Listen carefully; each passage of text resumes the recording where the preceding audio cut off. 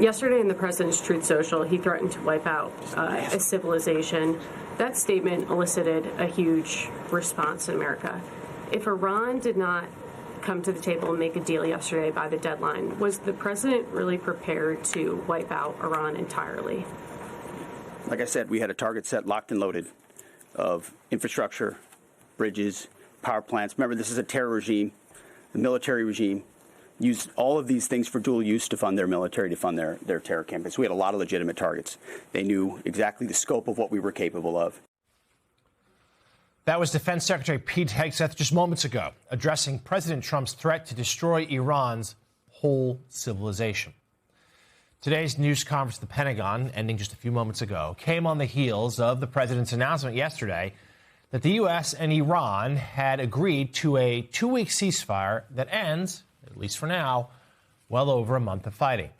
Still, there are significant and numerous questions left unanswered, particularly over who will ultimately control the Strait of Hormuz. Also, what will happen to Iran's nuclear program, something the regime has signaled that it has no intention of abandoning, despite Trump's ongoing insistence on social media that the U.S. will help extract that material from the country. Here now is more from Secretary Hegseth, who was joined in the Pentagon briefing room by the chairman of the Joint Chiefs of Staff, General Dan Kane. The president said on Truth Social that the U.S. will be hanging around to make sure everything goes well. Obviously, Mr. Secretary, you just mentioned, we know the scars from hanging around in Iraq for decades. But what does that entail in terms of our military presence at this juncture? Yeah, we'll be hanging around. We're not going anywhere. We're going to make sure Iran complies with this ceasefire and then ultimately comes to the table and makes a deal.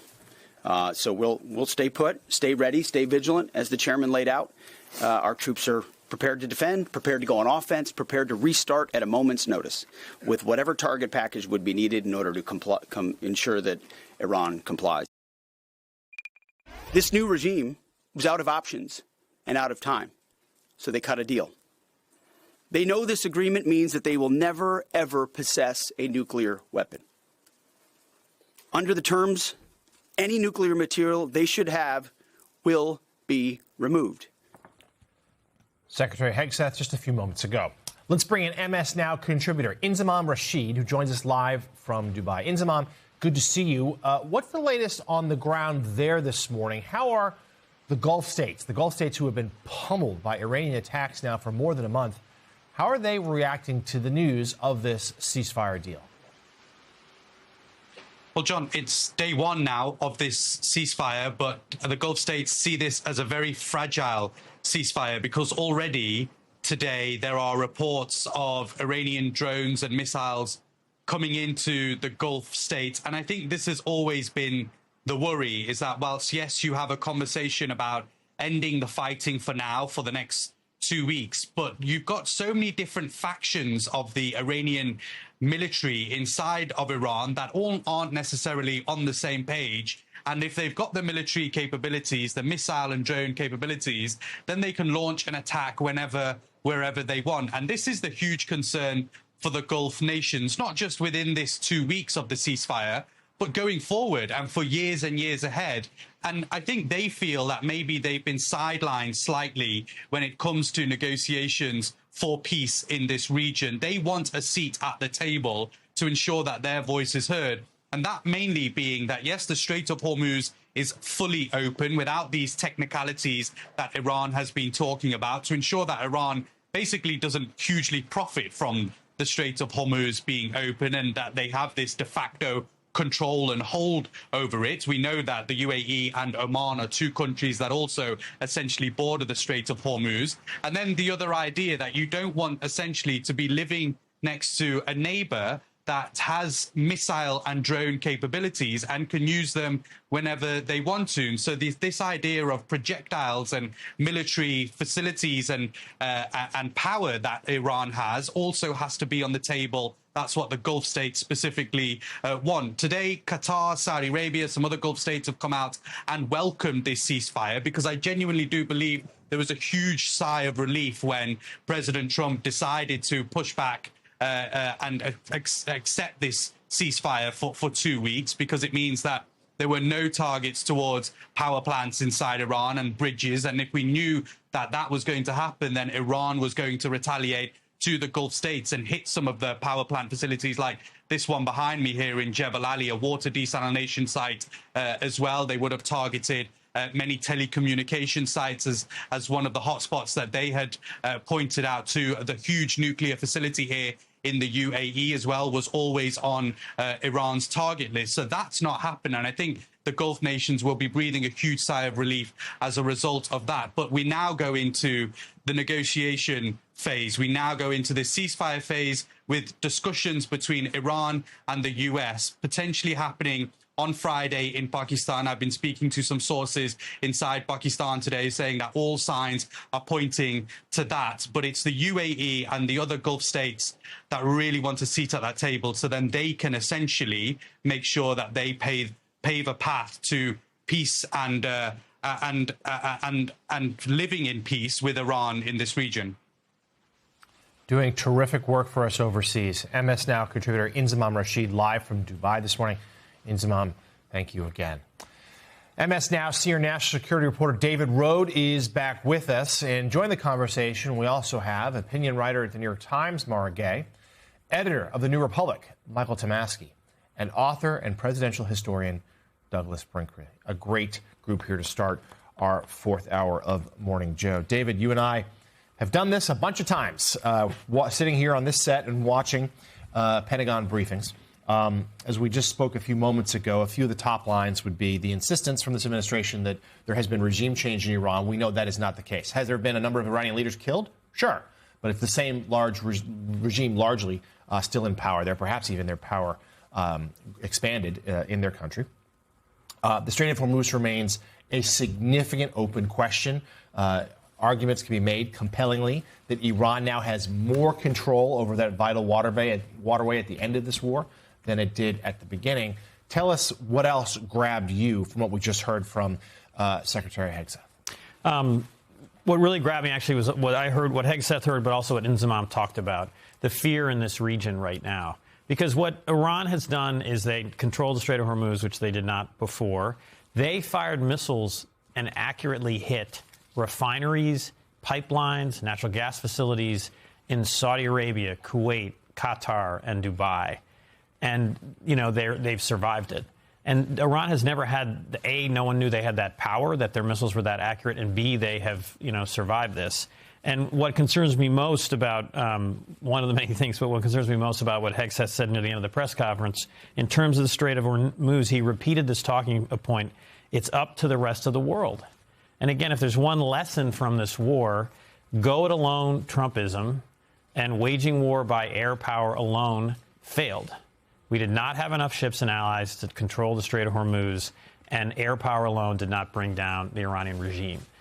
Michael, you're absolutely right. Michael Tomasky, you've got a new piece which we're going to get to in a few minutes. So first, on this, you know, I think as David just laid out so well, other than degrading Iran's military capability, not eliminating, but degrading, right. You know, I'm struggling to come up with what we actually accomplished here long term for the region.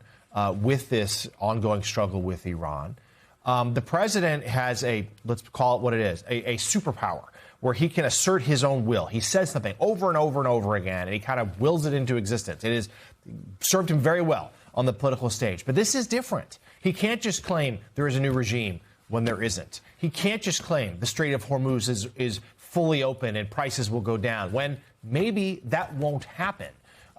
It seems to me that he's run up against the limits of his powers. And at the end of the day, the question about this war hovering over all of it, what was the point?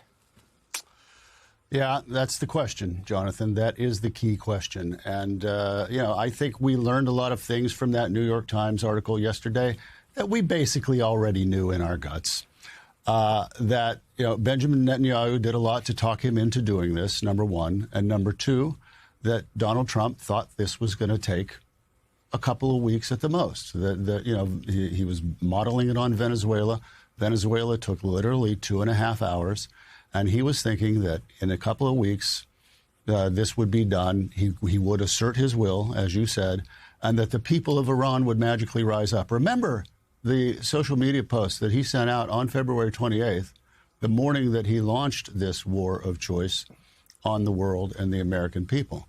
He said, people of Iran, it's now up to you. You have a president, I'm paraphrasing, but this is close. You have a president of the United States who's finally done what you wanted to have done to this regime in the last 47 years, and now it's in your hands. Well, you know, it hasn't quite happened that way. And the last thing I'll say, Jonathan, let's all recall, on February 27th, the Strait of Hormuz was open for business. Yeah, and now it no longer is, or at the very least, Iran's getting a nice cut of the business there. Professor Brinkley, we want to return to you. There's so many questions, of course, that remain about what happens next. But I want to take a step backwards first and have you weigh in on what we heard from President Trump yesterday in that social media post, in which he said that he was threatening, he wanted to wipe out the entire Iranian civilization. You're the expert here, but I certainly don't think that these are words we've ever heard publicly from any president previously. These are words of war crimes. These are words, frankly, that reminded many of threats of genocide. It was the single worst utterance by an American president on record. It was horrendous. Yes, there are rogue characters who used to say things like that. Curtis LeMay from the Cold War era will bomb them back to the Stone Ages in Vietnam. But here's the president of the United States with the world watching, declaring, I'm going to destroy ancient civilizations willy-nilly if you don't meet my demand, my line in the sand. And I think we're at a point now that we're using the word ceasefire, but the Middle East never seems to have a ceasefire that sticks. It's still lurky out there. And I remember Dean Acheson, former Secretary of State, said during the Cuban Missile Crisis, he thought Kennedy's ex-comp committee was all hurly-burly. But lo and behold, at the last minute, World War III was averted and the Soviet ships turned away from the blockade. And Acheson wrote a piece in Esquire called Homage to Plain Dumb Luck. There might be some luck that's kicked in here at the last minute that avoided something worse, but we still seem to be on the precipice of war in the Middle East, which is never a place that you want our country to be at unnecessarily. Reagan used to say, you can always have a war in the Middle East. And he said that after we pulled out of Lebanon in 1983, after the bombing of the barracks, and we lost so many U.S. Marines. And Mara, to you, I want to sort of almost pull these two threads together. I mean, I agree with the professor about the president's comments yesterday. There's no doubt that it changed how America is viewed around the world, inflamed that region and the Reich. That's a stain that we will have to deal with. So there's that as one legacy of this war. But the other is that very little was actually accomplished, except for, at least in the short term, rising prices, gas and the like. And I think you have President Trump, who came to office promising to never do something like this. And now this is what he's handed his supporters and voters who are looking at the midterms in November. Well, I mean, first of all, one thing he's accomplished is that America looks even weaker and more reckless than it did a month ago. And that's on the world stage. But I think here in the United States, we have a separate and equally urgent problem, which is that it has yet again shown how feckless and ineffective Congress is on really doing its job, having any checks and balances on this president. The American people saw that, so did the world. So this is a president who, changed course last night, thank God. Maybe luck kicked in, maybe he saw reason, but it should not have taken that. This is supposed to be a democracy where we have checks and balances, where Congress is playing an active role. They seem to be on vacation, the Republican-controlled Congress. I think Americans see that instability, and that's terrifying to them. So there's the prices, and then there's just the idea that people want stability in this country. You would think that the markets, if they were living in a rational environment, would want the same, though they're up this morning. Maybe just because we've averted disaster narrowly, and I think there's just another element of just how dark these words were that the president uttered. We're going to end civilization. I mean, the thing that makes it scary for me is you don't have to be a historian though I'm happy we have one here today, to understand that that kind of dehumanizing language is exactly what has allowed other genocides to take place here and abroad. And by the way, this is a country that has actually dropped an atomic bomb before. This is a country that had a genocide on its own soil. And so we are capable, humans are capable of doing great harm. And I think when you hear a president who does have nuclear capability at his fingertips use that kind of language, we should take that seriously. We should not say that these were empty threats, because we still don't know what's ahead. And we should note the president's words yesterday.